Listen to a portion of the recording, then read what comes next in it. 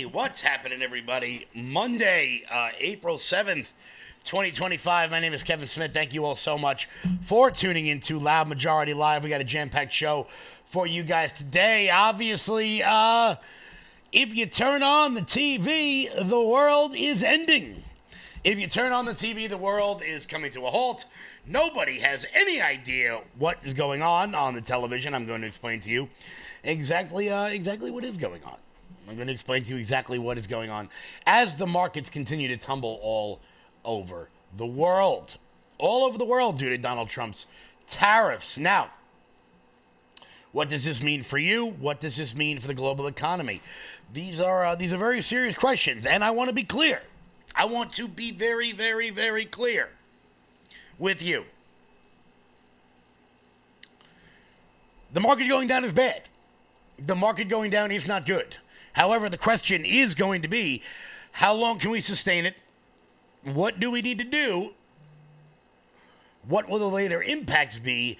And are we essentially, in some ways, ripping off a Band-Aid of a festering wound in order to make the wound better? Obviously, markets tend to get people a little bit annoyed. They tend to be a bit intense. There was a bit of a market jump today at the prospect of a 90-day pause. That turned out to not be true. So a little bit of sustained growth this morning for about an hour. We're going to go over all of the market implications throughout this show. And look, this just shows you the economic power of the United States. Before we get started, guys, hit that thumbs up button, share the video out all over the place. We're going to throw the live chat up onto the screen real quick. I want to welcome everybody in. Where are we here? Boom, there is the live chat. Jeanette, how are you? Tim, how are you? AC Knight is always watching wherever it is you may be watching from. Also, guys, real quick, some housekeeping notes. Tonight, I will be at the Bethpage Republican Club at 10 Washington Street in Bethpage, New York. Tomorrow, I'll be at the Astoria, Queens Republican Club. I don't have the address. I don't have the address. I think it's on 41st Street. Stay tuned for all the updates on that. Anybody who wants to come out, head on over there. What's up, Conservative Autumn? I know. Now that we got this big live stream going on, Andy Whitman, the receiver of taxes from Islip, my new favorite person on Long Island, in the chat right now. I am liking it. My new favorite person on Long Island. I'm not telling any of you why. He's just a really nice guy. Bought me dinner. Great fella. Guys, hit that thumbs up button. This show is brought to you by Old Glory Bank. When big banks decide who gets access to America's financial systems and who doesn't, who do you think gets left out? Middle Americans who proudly wave their pro-America values. Cancel culture in banking is corrosive. It limits your participation in a vibrant, free market economy. Fortunately, you can fight back. You now have the opportunity to invest in the bank that's investing in a fair American banking system, one based in freedom. Ownership in Old Glory Bank, the pro-America online bank, is here. Old Glory Bank is a full-service FDIC-insured bank that's the alternative to overreaching, un-American big banks. We stand for privacy, security, and liberty. We stand for freedom, family, faith, and the flag. We stand for all the values you stand for, and for the values big banks can't stand. So help keep banking in the hands of Main Street, not Wall Street. To invest in Old Glory Bank, go to oldglorybank.com. Guys, why, of course, this is not financial advice whatsoever, in case the lawyers are paying attention. I have a feeling interest rates are probably going to come down very soon, so lock in some interest rates today. Check out oldglorybank.com. That's oldglorybank.com. So, Chicken Little, the sky is falling. The sky is falling across all indexes, across all markets, whether it's stock markets, international markets, commodities, all going down. Down. The real answer is, the real question is this the market correction that would have happened all along? And the tariffs then induced The market correction, of course, for you guys who follow the markets in America, you know that our stock market is basically propped up by 7 stocks, while the rest of them linger at the bottom, same as the S&P 500. At the moment, the Dow Jones is Dow Jones is down a point and a half. The S&P is down a full point, with the NASDAQ 100 being down 0.6%. Over in China, the Hang Seng market in Shanghai is down a point and a half. The biggest loser of the day was the Nikkei index in Japan, down 8 points. Now, we're going to look at some of the countries. You know what? Can I put this up here? Yeah, I think I can. I'm going to put up an interactive map of the current markets and the way they are going down. Here it is. Let me see. Can I make this? Boom, boom, boom. There it is. Okay. So here are the global markets. We're going to, I don't mean to ignore you, South America. I can't fit you in the box. So here are the global markets. Now, I have long said that I think that many of Trump's tariff policies come down to the auto industry. And what do I mean by that? I mean that Donald Trump is considering many of his tariffs based on the prevalence of the auto industry, both in this country and around the world. If you guys watch this show a lot, you know, you'll hear me say it left, right, sideways, up, down, and forever. That why is it that there are no Chevys in Japan? Why is it that there are no Fords in Germany? Two of the biggest automaking countries in the world, aside from the United States. Hyundai, Nissan, Toyota, Audi, BMW, Mercedes, all seem to be found on the American street. Why are our cars not over there, but their cars seem to be over here? Let's pop the interactive map back up onto the screen. Let's look at the Nikkei index, down 8 points. That is a catastrophe for Japan, for our friends over in Japan. Now let's head on over to Germany with the DAX index down nearly 4.5%. That's not good for our lederhosen-wearing friends. Absolutely not a good thing. Not a good thing by any means. Let's continue. The Russian market down 2 points, while the Canadian markets are down 4.5. I think that many of this is to bring the auto manufacturing back to the United States. That's what, in my mind, this all is. The big problem that many people seem to be having is that the United States, right now, there doesn't seem to be a plan. There doesn't seem to be a coherent plan coming out of the White House. Now, I think a lot of that is Donald Trump just not sharing with the press what they are doing. But they are beginning to get real responses from many countries. As a matter of fact, Donald Trump right now is meeting with the Prime Minister of Israel. For all the people out there who are going to go off and Mossad and Israel first and the Zionists, that has nothing to do with this. The meeting was scheduled already, so Netanyahu happened to be in the States, about the idea of reciprocal tariffs coming from other countries, coming from other people in the trade industry. Here was up to 50 countries saying that they are open to talks with the United States. I got a report from the USTR last night that more than 50 countries have reached out to the president to begin a negotiation. But they're doing that because they understand that they bear a lot of the tariff. And so I don't think that you're going to see a big effect on the consumer in the U.S. because I do think that the reason why we have a persistent long-run trade deficit is these people have very inelastic supply. They've been dumping goods into the country in order to create jobs, say, in China. The countries are beginning to come to the table. Now, what will that mean? In the long term, we won't know yet. However, I want to be clear about something, and a lot of people are losing their minds right now. And look, as I said, I'm not going to sugarcoat this for you. I'm not going to be one of these sycophantic people that just eats up whatever I'm told when Trump tweets out. When the market goes down this much, it's not good. It's not good. We would rather the market not do that. However, the question is going to be, is this the medicine the country has needed for, I want to be clear, quite some time? That remains to be seen. We've got leaders from the European Union coming out and saying that they are willing to enter into a tariff-for-tariff, zero a zero tariff for zero tariff policy with the United States. We stand ready to negotiate with the United States. Indeed, we have offered 0 for 0 tariffs for industrial goods, as we have successfully done with many other trading partners, because Europe is always ready for a good deal. So we keep it on the table. But we are also prepared to respond through countermeasures and defend our interests. And the rest of the countries around the world, they're going to have their countermeasures. Of that, I have no doubt. They have their own economies to protect. And I don't blame them for wanting to protect them. The problem I see is that for a long time, and there's a video, I can't show it to you guys, because Comcast will hit me with a trademark infringement. But I would urge everybody to go sit down. There's an interview between Jon Stewart and Oren Cass. Oren Cass has long time been a sort of, I wouldn't say on the fringe of the trade argument in America, but he is focused on trade tariffs and trade surplus, trade deficit for quite some time. And he makes very interesting arguments about how, look, yeah, the United States has been the biggest economy in the world for a very, very long time.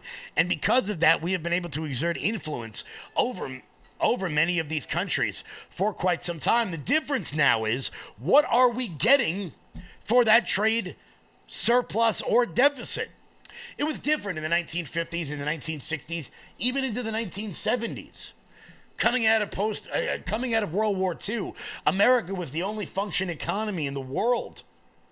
Russia was destroyed. Japan was destroyed. China was destroyed. All of Europe was destroyed. Up-and-coming nations like India and Brazil had not yet developed into what we would consider to be first world nations. Korea, Vietnam, the same sort of, well, Vietnam's not really it yet either. South Korea, same thing. The entire sort of Indo-Pacific, destroyed. We were the only people producing anything. And that is what led to the idea of the sort of American dream, where dad goes to work and mom keeps the house. You get 2.1 kids and a dog, a white picket fence, and Beaver Cleaver down the street breaking chops. That's where that idea came from. The difference is that we're just not in that world anymore. And what a lot of these countries did coming out of the 60s, coming out of the 70s, was place tariffs on American goods in order to have their domestic policy, their domestic companies be able to compete. People got so used to, for so long, buying things from General Electric and the remainder of the American companies, that I think that we never really adjusted. They adjusted as they industrialized after World War II, after they begun to come up from that sort of post-war era. America never adjusted. And I want to be clear about this, and this is something I've never understood for as long as I've been in politics, is why is it, doesn't matter who it is, you go right from Nixon all the way up, through Reagan, through Bush, Obama, Clinton, every president, we've never changed. We still think it's 1951 out there in the international markets. And believe me, I wish I could purchase more things in America. I wish I had less crap all over my house right now, and that it was made by American hands. What Donald Trump did was rip the Band-Aid off of a problem that we've been having for quite some time, and that nobody wanted to fix. And do you know who used to agree with me on this? Do you know who used to have this sort of economic populist, this sort of nationalist idea about how we are treated, or about how American companies and American goods are treated around the world? You know who used to believe this? Bernie Sanders. Here's Bernie in 2015. At the end of the day, I think what Americans perceive, and you ask me why there is momentum for our campaign, these trade agreements were written by corporate America, were written by Wall Street. The goal was to shut down plants in America, to stop having to pay workers in Iowa, Vermont, this country, decent wages, move to China, pay people low wages, and bring their products back to America. But supported by Democratic administrations. You're quite right. Many of these policies, you're absolutely right. Many of these policies were supported by not only Republicans, by President Clinton and, unfortunately, President Obama. They are bad policies. They are opposed, by and large, by every trade union in this country, and I believe by the majority of the American people. At the end of the day, the American worker should not be forced to compete against people in Vietnam who make 56 cents an hour minimum wage. How do you roll back the clock on those agreements? Well, you renegotiate agreements. And what you say is, look, we want agreements that work for the American middle class. I want to see, we have lost, just to review, since 2001, we have lost almost 60,000 factories in the United States of America and millions of decent paying jobs. Not all of that is attributable to trade, but a lot of it is. And at the end of the day, if corporations can shut down in America, pay people 25 cents an hour, 50 cents an hour someplace else, that's what they will do. And we have got to stop that. We have to demand they reinvest back in this country and provide decent paying jobs here. That's the big thing. It is about investing back in America. That is the populist message that made Bernie Sanders, quite frankly, as popular as he was amongst those on the left. Now, I would say that Bernie Sanders sold out many of his voters in order to appeal to some sort of insane woke identity politics ideology. But the fact remains, what made Bernie Sanders a house, because let's be clear, before 2015, Bernie Sanders was not a household name in this country. He just wasn't. He's had these sort of views for a while. And on this show, when you guys watch me, you know I talk about populism, both on the right and on the left, really being ascendant in this country. American companies used to take pride in investing in America. We saw ourselves as one sort of big entity, each person playing their part, the worker, the owner, the country, and it went around, and we were able to populate the world with our goods. As American consumers became accustomed to going on Amazon and getting brightly colored plastic shit delivered to their house almost instantly, other companies had to figure out how they could compete with Amazon. And because of that, more and more jobs went overseas. Now, look, do I think that we're going to go back to some era of the 1950s where people work on an assembly line for 8 hours a day, they take a half-hour break, and they go home? No, things aren't going to be exactly like that.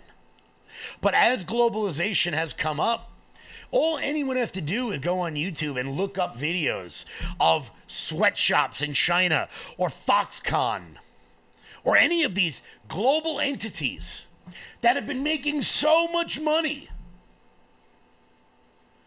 by exporting not only American jobs, but American intellectual property to third world countries. And you see what globalism has done. It has built up many third world nations. No doubt. No doubt. But part of the America First policy is seeing that it is time for some of these corporations to come home. You guys did really well for a really long time. And I want to make something else very clear. This shows you the outsized impact of those who get paid to talk about the markets every day on television. People like Jim Cramer, people on CNBC, people who work at Bloomberg. If your job is to go on television and talk about the Dow Jones, talk about the S&P 500, talk about stocks going up and down and where to buy and where it's going, if that's your job, you're right. Your world is imploding. Your world is imploding. I don't know if Jim Cramer loses a couple $1 million today. I don't know. I mean, chat, I'm going to put the chat up onto the screen right now because I'm curious about your opinion on this. Has your life changed at all in the last several days? Has your life changed at all? The top 10% of wage earners in this country own like 87% of the stocks. And why I think this is so important is because of the disproportional generational owning of stocks. Gen Z owns almost nothing. Millennials like myself own slightly more than them. Gen X owns slightly more than them. It's the baby boomers that own the majority of the stock. And that's why you're not seeing the sort of outrage. Because look, as I've said, and I'll keep saying it, I'm not going to sugarcoat this for anybody. Stock market's going down is not good. But a smart investor, once again, not political advice, don't take political advice from me, go to a financial analyst.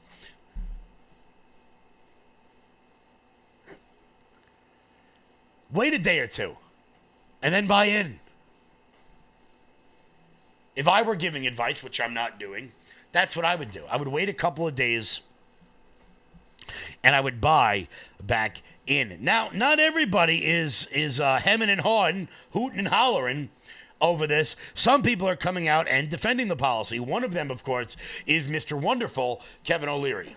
Can you defend the tariffs? You know, I try and focus on the signal, not the noise.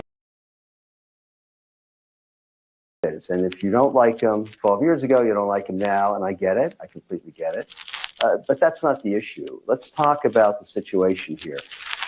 Reciprocal tariffs that have been put in place, they're basically hours for some country. We've got 60 countries on the list. Already, you've heard from Thailand, Cambodia, the EU, and Senator Kenney in Louisiana calling for zero tariffs between Canada and the United States. The whole point is it's a negotiation. And if you can get to zero tariffs, that's the best outcome. That's called free trade. That's 50% of why these tariffs are put on. So I'd argue to you, yeah, I hate volatility. I don't like it when the market corrects, but the market corrects all the time. And it generally goes down 15 to 20%. It's proven over 100 years plus. It's a great buying opportunity. And we just got the jobs numbers. The economy is just fine. Now, maybe you don't like watching sausage being made. Obviously, Trump doesn't care. He's an unusual character that way. A lot of these negotiations are done in private quarters. Trump doesn't care. You saw the first of that with Lewinsky. That's just the way he operates. So I don't care about the noise. I care about the outcome. I care about the outcome. I don't care about the noise. And look, Anthony Scaramucci sitting there with his finely coiffed hair. I want to be clear. His world is imploding. His reality is imploding. Anthony Scaramucci, of course, is a guy who once said on Bill Maher that he came from a lower middle class neighborhood of Port Washington, New York. For anybody watching from Long Island is laughing their asses off when they hear Anthony Scaramucci once say that Port Washington is lower middle class. If Port Washington is lower middle class, then I must be from the slums of Mumbai or the favelas of Brazil. If Port Washington is lower middle class, that's another talk for another day. But Scaramucci's world is ending, which is why he is smirking. Kevin O'Leary, who looks at a longer-term process, longer-term investments, tells everybody to pump the brakes. Everybody just breathe. It's been 3 days. Kevin, this is the deepest stock market crash since 1987. Yep. And we're all okay. We're all just fine. If this leads to a few, a bunch of corporations deciding, you know what? I'm going to avoid this. I'm going to avoid all this by reinvesting back in America. Then all I got to say is, hell yeah, let's do it. Let's do it. As you just saw, the EU is ready to sit down and negotiate. Could you imagine if, several years from now, some of these European car companies are making more of their vehicles here in America? If some of these companies who make their vehicles in America are now exporting them to Europe? Ford F-150s driving around the farms of northern England? That's the goal. That is the goal. Guys, in 1 second, we're going to get to Trump's response to a lot of this yesterday on Air Force One. Before we get to that, Mike Lindell. I'm excited to announce that we're having our first ever mega sale on overstock clearance and brand new products. For example, save over 50% on this season's flannel sheets. Queen size only $59.98. Kings only $69.98. They sell out fast every year, so order now. Save 20% on our brand new My Crosses. They're designed in the likeness of the one I've worn every day for over 20 years. They come in men's and women's, and they're made right here in the USA. Get our 2025 six-piece My Towel sets for only $29.98. Our initial quantities are extremely low, so get them now before they go. And our best-selling standard My Pillows, just $14.98. So go to MyPillow.com or call the number on your screen. Use this promo code to take advantage of our first ever mega sale. But wait, remember that $75 free shipping rule? Well, that ship is sailed because right now, every order ships absolutely free. Guys, head on over to MyPillow.com, promo code LOUD. That's MyPillow.com, promo code LOUD, for up to 80% off everything on the website. Check out Mike Lindell's mega sale right now, baby. That's MyPillow.com, promo code LOUD. As we are rocking, as we are rolling here, 1:30 in the afternoon, let's pop that live chat up on the screen. Once again, guys, tonight I will be at the Bethpage Republican Club, 10 Washington Street, Bethpage, New York, at 7 p.m. Come on down. It's going to be one hell of a time. It's going to be one hell of a time. As it always is, we're going to scare some people, and it should be fun. It should be a good time. Also, for anybody looking to get more involved, we are going to be having voter registration drives all across Long Island. I actually have 17 events planned over the course of 9 weekends, so I could certainly use some help.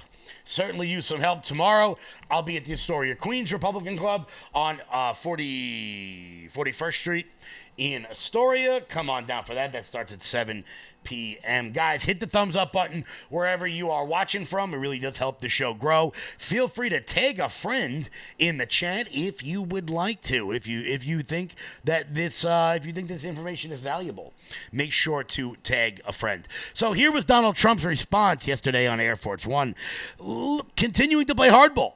And look, this is what we've known from Donald Trump. He's not going to back down.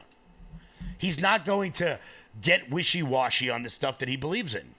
He's doing this for a reason. Now, we have become so accustomed in this country to the president going out and explaining every move they make every time they do it to every single member of the press. And Donald Trump seems to want to keep a lot of things very close to the vest, and the press doesn't really seem to like it very much. The market has spoken when they look at the fact that we have $1 billion trade deficit. When you look at the trade deficit that we have with certain countries, way over $1 billion per country. But with China, it's $1 trillion.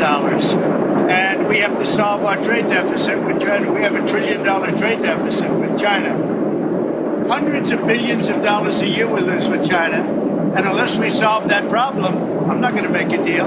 Now, I'm willing to deal with China, but they have to solve their surplus. We have a tremendous deficit problem with China. They have a surplus of at least $1 trillion a year. I think it's like $1.1 trillion. And I want that solved. And no other president's taken it on. I had to take it on the last time. And then we had a rigged election. No other president's taken it on. And so China is, they say the market's spoken.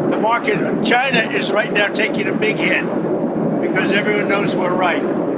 They have to pay tariffs because otherwise we have a surplus, and they have a surplus with us that is not sustainable. Mr. President. And we're talking about $1 trillion. You know that, right? We're not going to lose $1 trillion for the privilege of buying pencils from China. But I do want to solve the deficit problem that we have with China, with the European Union and other nations.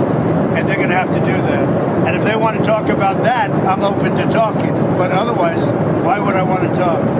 And as you know, because of the tariffs, we have $7 trillion already committed to be invested in the United States, building auto plants, building chip companies, and all sorts of companies are coming into our country at levels that we've never seen before. Biden had nothing coming in. This was a dead company with in country with Biden. He didn't know what he was doing. And that's now been proven at least. And that's now been proven.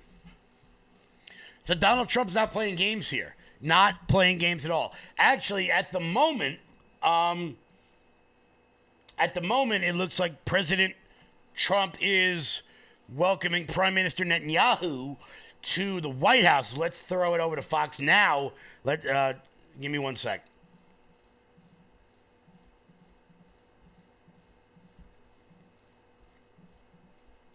Iran's armed forces have been placed on high alert by order of Supreme Leader of Ayatollah. And I mean, in response to USA President Donald Trump's recent threats against Tehran. So I wonder, I mean, this concerned by the growing Netanyahu at the White House right now, a meeting with President Trump just coming out of the vehicle there. And let's just listen in right here. Mr. President, have you seen the markets today? All right, one question being asked there to President Trump, saying, have you seen the markets today? No response there from the president. We should also let you know on some scheduling that we are just learning from the White House. There was supposed to be a joint news conference between President Trump and Netanyahu. That has since been canceled. No word yet on why that was canceled, but there will still be an Oval Office meeting that will be taking place, and that'll be happening in just a few minutes. We are expecting still to get some tape playback of that, but this news just coming down within the last. Get spoken when they look at. Alrighty, so we will bring you the Oval Office stuff once it comes in with Prime Minister Netanyahu and President Trump. Apparently they were supposed to have a press conference, and they are not now, which, I got to be honest, it makes a bit of sense, considering the only question they're going to be asking him is on market volatility and not whatever it is that Netanyahu and President Trump seem to be talking about. Guys, do me a favor and hit that thumbs up button. There is, shockingly, there actually is other news going on outside of the market. One story that's absolutely tragic about a young girl in high school who was cut from one of her track teams and replaced by a man. Because, apparently these things don't end up happening. These things don't ever happen. I'm told by weirdos at the ACLU that doesn't happen. Also, a wild story. A not safe for work mode story that is, I gotta be honest with you, it hits like the perfect sweet spot between absolutely disgusting and absolutely hilarious at the same time, involving an Elmo doll. That's going to be weird. Also, Florida cracks a giant child pornography case. We're going to bring you guys all that in just a little bit. Keep it locked in here, guys. Before we keep rocking and rolling today, head on over to lfatv.us. That's lfatv.us. That's your home base, your mothership, your landing pad for all things LFATV related. Check out the LFATV store. And while you guys are there, consider becoming monthly donors over here at lfatv.us. It's lfatv.us. So, there was a viral story going around over the weekend of a fatal police shooting in Brooklyn. And this one is one of those things that caught the media by storm over the course of the last several days. It was a fatal police shooting, and everybody was very, very upset about this. A man shot and killed in Sheepshead Bay. Excessive force was, of course, what the media decried. Well, turns out actually it wasn't excessive force, because right before the police shot this guy, he decided to hack up 4 girls with a meat cleaver. Turns out most of the time, the press doesn't wait for all the facts. When something happens, they just pounce. A man attacked 4 girls with a meat cleaver inside of a Brooklyn apartment on Sunday morning, sending them all to the hospital. The attack happened at a home on 84th Street just after 10 a.m. because, Little bit after breakfast, you're cleaning up, you got a meat cleaver in your hand, and you attack a 16-year-old, a 13-year-old, an 11-year-old, and an 8-year-old with a meat cleaver. At this point, the cops heard screaming. I'm sorry, I skipped a sentence there. When the 11-year-old girl, one of the victims, locked herself in a room and called 911, she told dispatchers that her uncle had stabbed her and her siblings. Just another lovely day in Brooklyn. At that point, the police heard screaming coming from behind the door to their left and immediately began forcing their way into the apartment, knocking down the door. Police Commissioner Jessica Tisch told reporters at the scene. Once they entered, they encountered a man standing in the entrance holding a large meat cleaver covered in blood. And they could see blood on the floor. Officers ordered the man to drop the weapon several times. He refused and advanced towards them. Two police officers then discharged their weapons, firing 7 total rounds between them, striking the subject and ending the threat. Well, that's a nice way of saying it. The suspect, 49-year-old Lu Chan Chen. Really? He was Asian? Wouldn't have guessed that one. Wouldn't have guessed that. Well, yeah, sorry about that. I wouldn't have guessed. He's in critical condition. Police believe he lived in the apartment. They're still trying to figure out why he attacked them. Just another day in Brooklyn. Just another day in Brooklyn. Another wild story coming out of Florida. I want to make sure that I get to all of these. Apparently, one of America's largest child pornography rings has been broken up, has been ended by law enforcement in Florida. This is when you hear a story like this one, you want to say to yourself, you think to yourself, what punishment would what punishment would be good enough for these people? Listen to this. Busting an international child pornography ring. We will be bringing charges against 8 individuals this morning, 7 of whom are Florida residents. As a dad of 3 little ones, it's tough to talk about some of this stuff, but what these guys were doing was truly heinous. There's not a word in the English dictionary that can describe the gross content that was on the videos. Our investigators have been able to get their hands on over 1 million videos showing sexual abuse on minors. Many of these individuals were babies that are being sold around the world.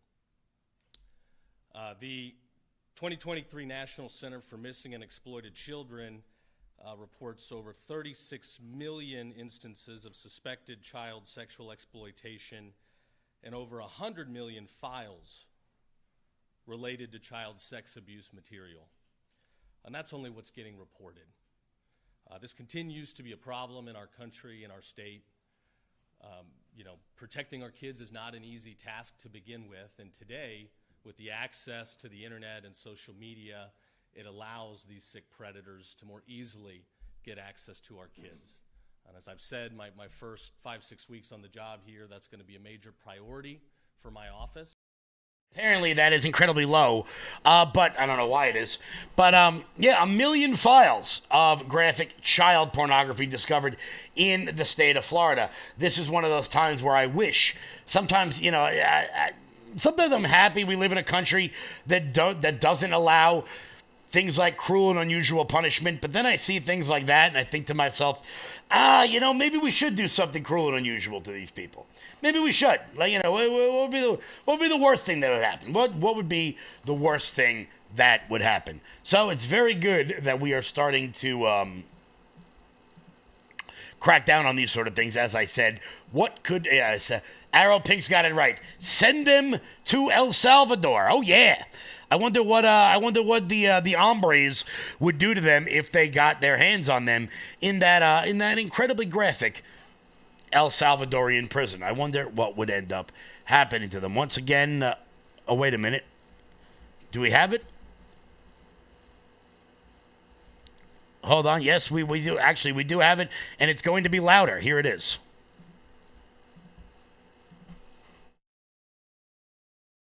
announcing 8 people charged in a child sexual abuse material ring. Viewer discretion is advised here, and let's listen in on Live Now. More easily get access to our kids. And as I've said, my first 5-6 weeks on the job here, that's going to be a major priority for my office. The individuals that are being busted today that purchase this harmful content, many of them found it through TikTok. It was available online. They found access to a portal where they could purchase this dangerous material. TikTok has shown they can very quickly get stuff off their website. If there's unlicensed music or something going around, they've proven with a flip of a switch they can get it off.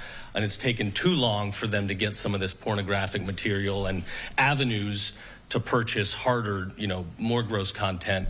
We've got to get them to be more accountable. So we will be working on that. We are going to hold social media companies accountable that want to put our families and our kids in jeopardy. So today, these 8 defendants are being charged with multiple felony counts, including RICO, money laundering, and purchase of child pornography. Again, I can't tell you in words how gross this content is, but it shows the dangers, the evil that's out there. It is truly evil. And you've got my word that in this state, we are going to do everything we can to hold these people accountable. If you are a child predator, if you are one of these sick people, then I hope you never see the sun again. And I hope you certainly never have access to kids again. So we will continue that fight, and I want to give a very special thanks to Rita Peters from Statewide Prosecution for leading this fight. She's going to slap these guys around in the courtroom, and unfortunately I'm figurative in that comment, but thankful to her, as well as investigator Abby George, who busted the case. So thank you. I'll turn it over to Commissioner Mark Glass. Thank you, General. I appreciate it. I just want to say, first and foremost, General Uthmeyer has stepped in and stepping up and stepping out. He is really allowing us to just move forward on these types of cases, these long-term cases, and continue on to get these evil, sick people behind bars. I want you to just take a look at that board over here with these folks. And it is just evil. The faces you see there are faces of evil. The General talked about, we can't even talk about what was on those films and what they had because it is that disturbing. More disturbing than you would see even in your movies, way more. It's evil. And the sad part about it, there's many more out there, just like these evil people. Many more, and we know it.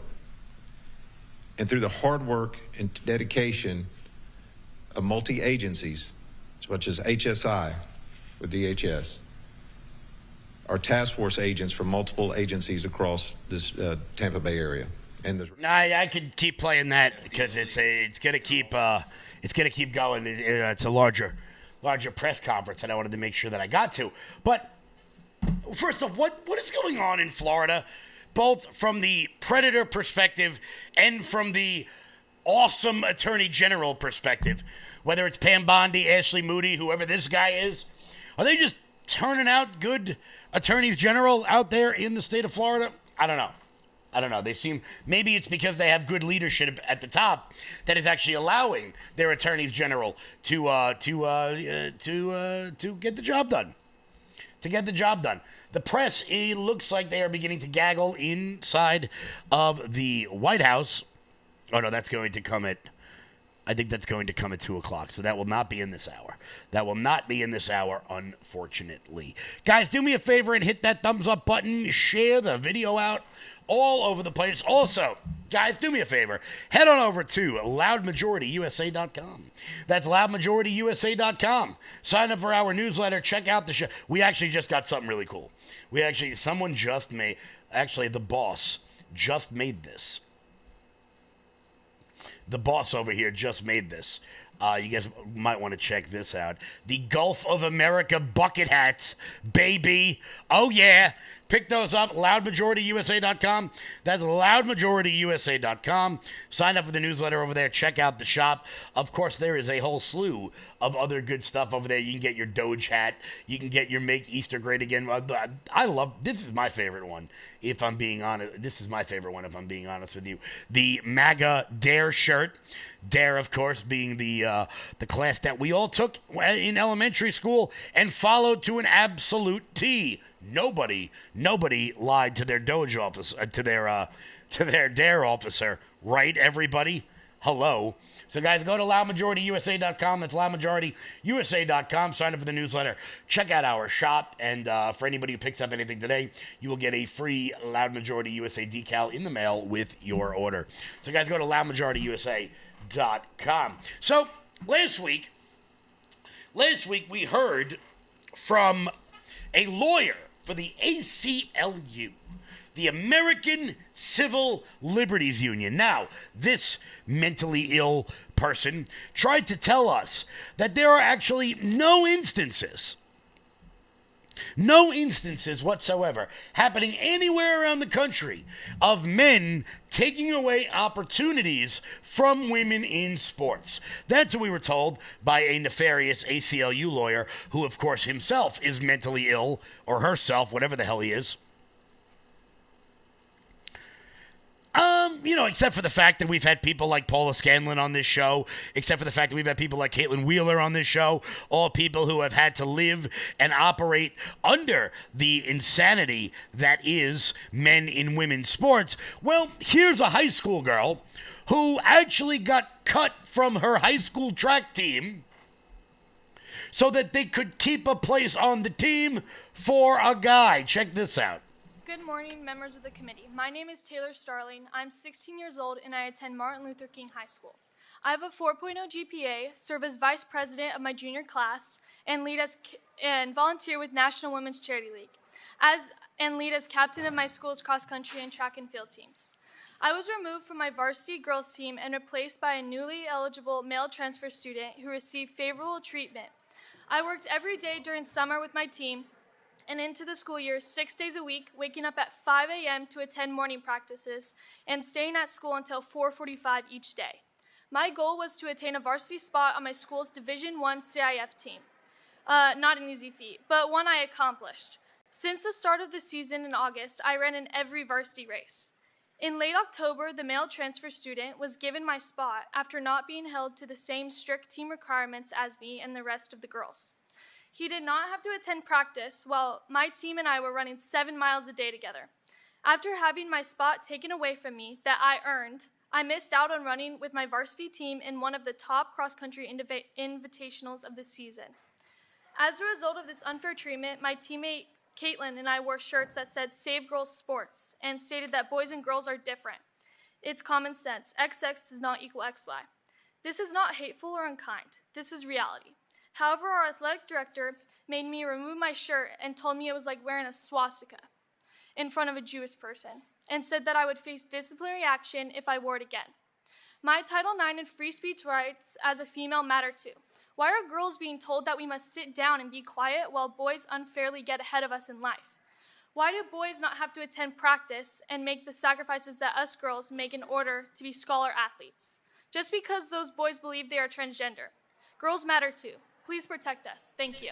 Honestly, just the fact, as horrifying as some of this stuff is that's been happening all over the country, we've been talking about it for years on shows like this one. I am in some way inspired by the amount of young women who have really stepped up and done the right thing here. I'm somebody who believes that the times make the man, not the other way around. It's what people do when pressure exists and when things matter the most that really matter. I believe, at least.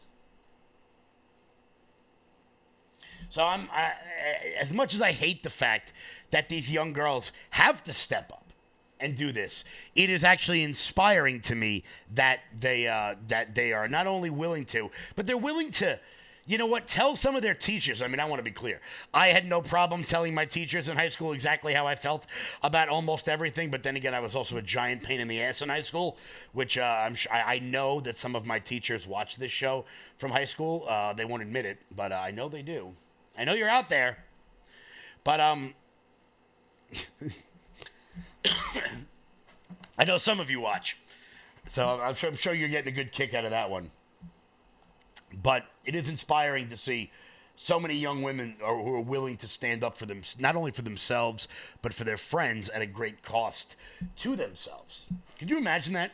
Could you imagine being that athletic director and looking at some 16-year-old girl and saying that wearing a Save Women's Sports t-shirt is like wearing a swastika around a Jewish person? Because that tells me one of two things. Either that athletic director is a dumbass, just a dumb person, or it's something they actually believe, at which point either way they need to be removed from the classroom. Either way, they need to be removed from any of that.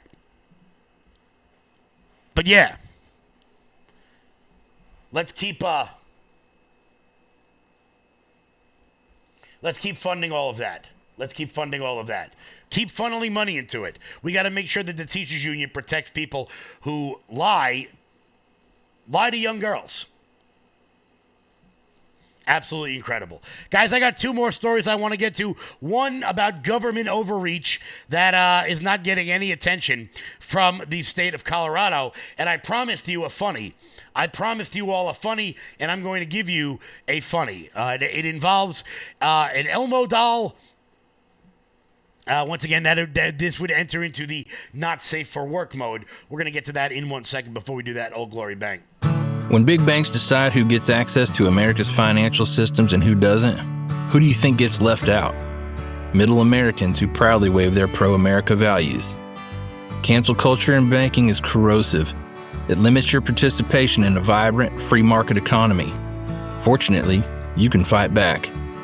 You now have the opportunity to invest in the bank that's investing in a fair American banking system, one based in freedom.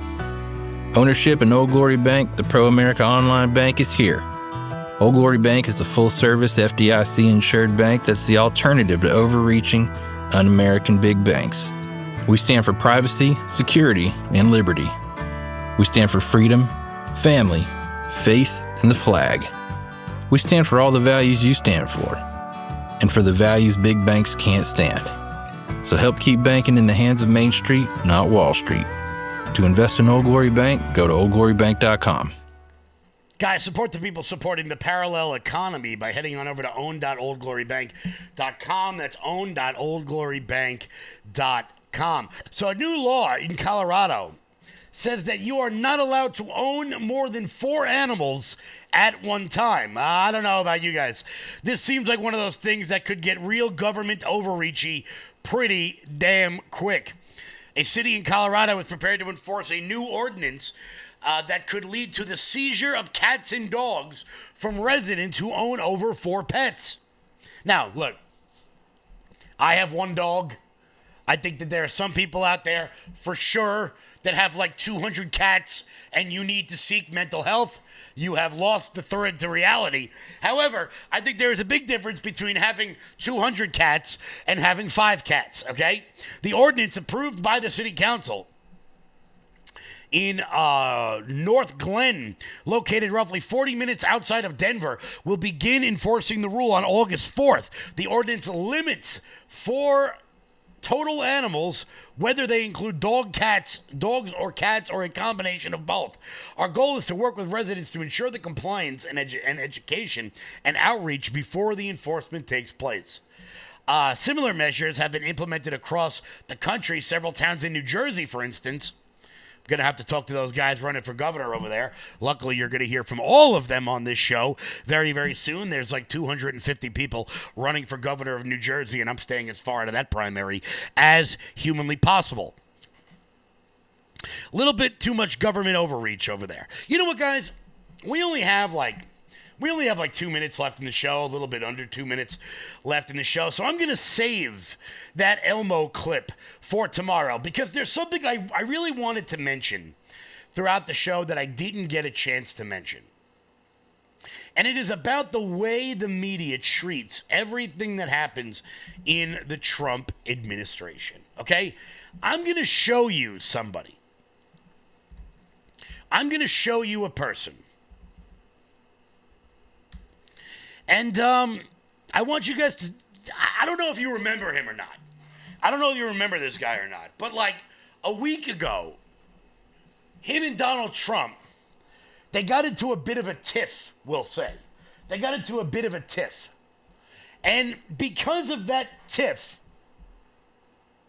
I was told, and you were told, I and you and we all were told, that because of this tiff,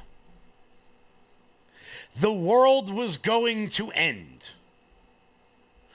The world was going to end. You guys remember this guy?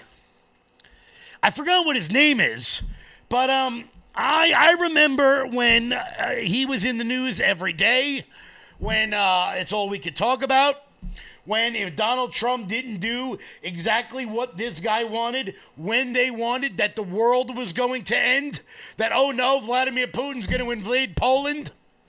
Boy, how quickly did that get out of the news cycle? Where has he been? Is the war over? I don't know. It's like, poof, Zelensky has left the building. We don't need him anymore. Poof, gone. See you later. Arrivederci. I don't know. Is it me? Or you remember when this guy was all anybody could talk about? The savior of Western civilization, despite not being part of Western civilization. I don't know. It just... Guys, it's hard to all the liberals who hate watch this show.